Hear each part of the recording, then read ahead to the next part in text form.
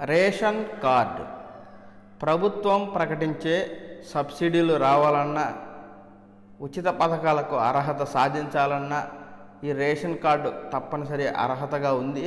అయితే కేంద్ర ప్రభుత్వానికి కొన్ని సంస్థల నివేదికల ద్వారా పెద్ద ఎత్తున బోగస్ కార్డులు ఉన్నట్టు, అనర్హులు కూడా రేషన్ కార్డును పొంది ఉచిత పథకాలను పొందుతున్నట్టు, చనిపోయిన వారిని కూడా తొలగించకుండా రేషన్ పొందుతున్నట్టు కేంద్ర ప్రభుత్వం గుర్తించింది.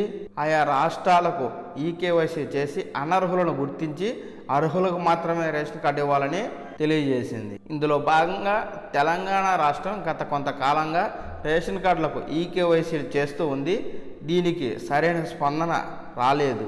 కాగా తెలంగాణ రాష్ట్రంలో ఇంకా 40% వరకు రేషన్ కార్డులకు ఈకేవైసీ చేయవలసి ఉండగా ప్రభుత్వం ఒక కీలక నిర్ణయం తీసుకున్నట్టుగా తెలుస్తోంది.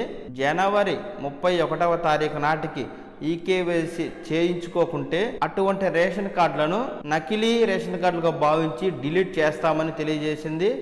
ఎవరైతే రేషన్ కార్డులో ఈకేవైసీ చేయలేదో అటువంటి వ్యక్తుల పేర్లను రేషన్ కార్డు నుంచి తొలగించేస్తామని కూడా ప్రభుత్వం తెలియజేసింది.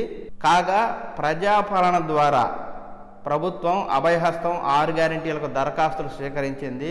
మహాలక్ష్మి పథకం కింద 500కే గ్యాస్ సిలిండర్ రావాలన్నా, 2500 రూపాయలు పొందాలన్నా, రైతు భరోసా కింద రైతులకు డబ్బులు రావాలన్నా, అలాగే పెన్షన్ చేయూత రావాలన్నా, గృహ జ్యోతి పథకం కింద 200 యూనిట్లు ప్రభుత్వం ఇవ్వాలన్నా, ఇందిరమ్మ ఇండ్లు ద్వారా 5 లక్షల రూపాయలు ఇంటిని నిర్మాణానికి పొందాలన్నా ఈ రేషన్ కార్డు తప్పనిసరిగా ఉంది.